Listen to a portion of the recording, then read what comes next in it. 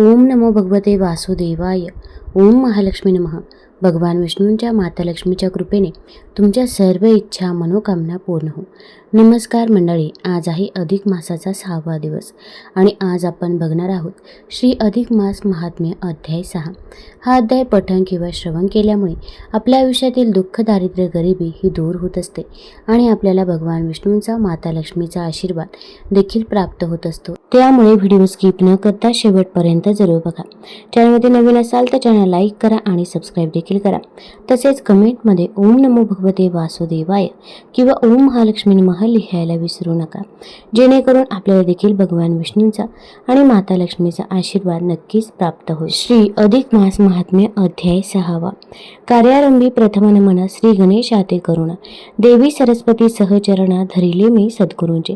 हात जोडून केली प्रार्थना पूर्ण व्हावी मनोकामना सिद्धेस जावे ग्रंथरचना तुमच्यावर प्रसादे.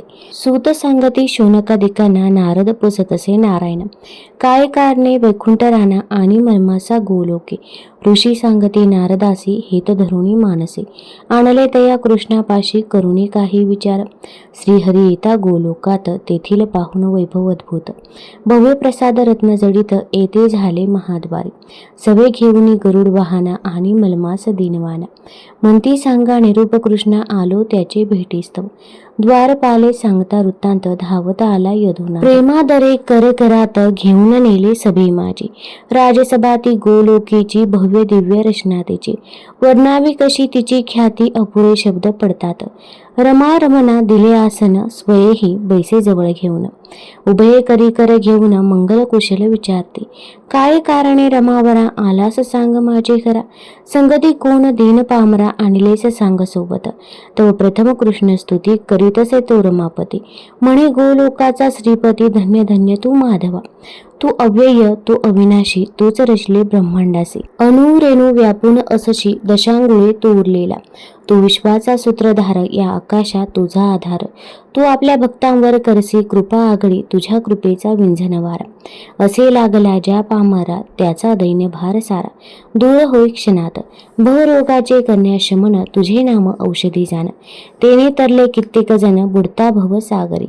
तुझी नाम नौका थोर भक्तासी नेई पैल पार. पतितांचा करी उद्धार कृष्ण नाम पावन ते. सभोवतीचे सर्व सभाजन एकती ते स्तुतीस्तवन. म्हणती याचे काय कारण दोघे असता एकची. विष्णू कृष्ण दोन आकृती एकच ईश्वरी तत्वांती. अपूर्व दोघांची ती शक्ती भिन्नपण त्यात कुठे. असे असता लोकव्यवहार म्हणून का हा आचार. ऐसा मनी करती विचार पाहुन कृती श्रीहरीची. तव कृष्ण दाखवी लीला श्रीहरीच्या पदी झुकला. वरचे वरी उचलून त्याला गळा लावला श्रीहरीने. ती उभयंताची भेट पाहुनी गरुड आनंदला म्हणे. त्यानेही पुढे होऊन श्रीकृष्ण चरण वंदिले. गरुड हलकेच मलमासास सांगे वंदी कृष्णपदास. तुझा उद्धारक त्याचे भेटीस तुझला येथ आणले. श्रीहरीची आज्ञा घेऊन मलमासासी पुढे घेऊन गोपालाचे पदी घालून बेटवी गरुड राजतो. मलमास कृष्णपदी लागला अश्रू त्याचे वाहती डोळा. दैन्य विकल अवस्थेला पाहून काय कृष्ण पुसे. हा कोण कुठला प्राणी दुःख करी येथ येऊनी. या लोकी तर ते शोधूनी दुःख दैन्य नामे. या गोलोकाच्या रहिवाशांना दुःख ते स्वप्नेही दिसेना. हा कोण कुठला दिनवाना आला कसा हा इथे. तव विष्णू म्हणती श्री यदुनाथा सांगतो तुम्हा याची कथा. अधिक मास नावाने जगता हा विदित झाला असे. पृथ्वीवरील कालगणनेच्या 2 पद्धती. चंद्र सूर्य वर्षाच्या फरक दोन्हीत दश दिवसांचा प्रतिवर्षी पडत असे. ती तुटी भरावयासी योजिले अधिक मासासी. 3 वर्षांनी अधिकासी शास्त्रकारी निर्मियला. मलमास येसे याचे नाव. याला न कोणी देवता देव. याचा करती ना कोणी गौरव ना सन्मान तयास. सूर्याची हे ते संक्रमण या मासी न होय जाण. म्हणून मलिन सर्वार्थान असे लोक मानिते. व्रतवैकल्ये पूजा दाने या मासी नच करणे. म्हणून हा व्यथित मने शरण आला मज लागे. कोठे न मिळे त्या आश्रय उपाय ठरता निरुपाय. आठवणी माझे पाय आला चरण धराया. एकता त्याची करुण कहाणी दया उपजली माझे मने. उद्धार त्याचा करावा म्हणून जेव्हा केला विचार. तेव्हा आठविले माझे चित्ता गोलोकी तू समर्थ असता. मी का करावी ती चिंता या पतितोद्धाराची. आपल्या जरी त्या 2 आकृती तरी कार्य एकच क्षिते. पतितांची चिरविश्रांती कृष्ण हरी चरणांस. माझी इच्छा तूच पूर्वीसी, मम कार्यास तूच करसी. मम भक्तास तू रक्षिसी, धाव घेऊन मम रूपे. गजेंद्र पडता संकटात, माझा धाव झाला करीत. तव माझ्याच रूपे धावत, रक्षिलेस ना तू त्यासी. ब्रीद आपुले भक्त रक्षण, शरणागताचे ते कल्याण. करणे तयाचे उद्धरण, नेणे असे पैलतीरा. माझे चरण तुझे गती, तू पतितांची सुख विश्रांती. मम भक्त तुझ प्रिय असते, करसी त्यांचा उद्धार. ही तुझी लीला जाणून आलो दिनाया घेऊन. कराया त्याची उद्धरणी, तुझ्या कृपा कटाक्षी. तरी आता मुरलीधरा, प्रेमी याचा स्वीकार करा. सार्थक याचे तुम्ही करा, आणीला असे चरणांस. एसी बोलूनी रमावर, जोडिता झाला दोन्ही कर. निज भक्तांचा घेत कैवार, तया उद्धारा कारणे. सुत गोलोकीचे वर्तमान, सांगती शोनका दिका जाण. नारद आणि ते नारायण, भाग संवाद सुखाचा. ऋषीवर म्हणती धन्य सुता, एसी व निवेदी हरिकथा. जी एकता सुख चित्ता, समाधान होत असे. त्या श्रवणाची न होय तृप्ती, श्रवण तृष्णा वाढेयती. कथा सुधारसे होय शांती, अनेक चित्त सुखावे. आता पुढील कथा उमटी. एका यासी आर्तचित्ते, ओढ आमच्या मना मोठी. लागली असे तीव्रती, केसा तो दिनांचा कैवारी.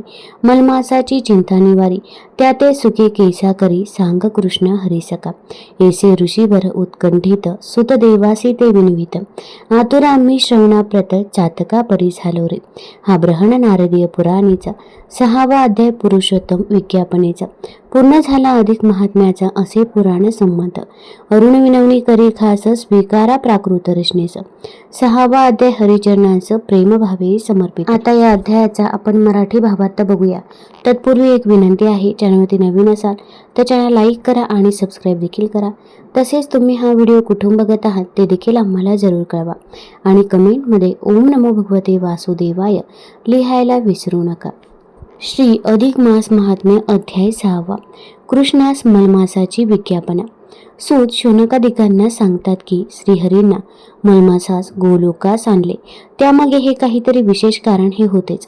ते जेव्हा पुरुषोत्तमाच्या भव्य प्रसादाजवळ आले तेव्हा त्याने द्वारपालाच्या हस्ते आपल्या आगमनाची वार्ता श्रीकृष्णास म्हणजेच त्या पुरुषोत्तमास दिली. त्याबरोबर तो धावत त्यांच्या स्वागतास पुढे आला. श्रीहरी, गरुड आणि त्यांच्या सोबतच्या दिनवान्या मलमासास पाहून पुरुषोत्तमास मोठे आश्चर्य वाटले. त्याने प्रथम रीतसर वैकुंठनाथाचे स्वागत केले. एकमेकांना कुशल मंगल विचारले. त्यावेळी नारायणाने पुरुषोत्तमाची नानाविध स्तुती स्तवनांनी सुंदरशी स्तुती केली. तोच कसा या सकल विश्वाचा आधार आहे, पतितांचा कसा उद्धारक आहे, दिनांचा कैवारी आहे, या शब्दात त्याची स्तुती केली. तसेच भवरोगाचे निवारण करणारे तुझे नाम ही एक दिव्य औषधी आहेस, असेही तो म्हणाला. तोच कृष्णानेही एक लीला सर्वांना दाखवली. तो पुढे होत श्रीहरींच्या पदी झुकला. तेव्हा श्रीहरीने त्यास उचलून घेत गळाभेट दिली. ती उभयांताची भेट पाहून गरुड आनंदला. त्यानेही पुढे होऊन श्रीकृष्ण चरण वंदिले. गरुड हलकेच मलमासास म्हणाला, तुझा उद्धार करण्यासाठीच भगवंताने तुला या पुरुषोत्तमाकडे आणले आहे, तेव्हा त्याचे चरणवंदन कर. त्या सूचनेनुसार मलमास पुढे आला. त्याने शरणागत भावाने पुरुषोत्तमाचे चरण धरले. तेव्हा श्रीहरीस हा कोण, यास माझ्याकडे का आणले असे विचारले. तेव्हा वैकुंठनाथाने मलमासाची सारी कथा सांगून आता तूच याचा स्वीकार कर, त्याचा उद्धार कर अशी विनंती केली. हा ब्रहण नारदीय पुराणीचा पुरुषोत्तम चरणी मलमासाची विज्ञापना नावाचा 6वा अध्याय पूर्ण होतो. तुम्हाला जर हा अध्याय ही माहिती आवडली असेल तर चॅनल लाईक करा, सबस्क्राईब करा आणि आपल्या मित्रपरिवारासोबत जरूर शेअर करा. धन्यवाद.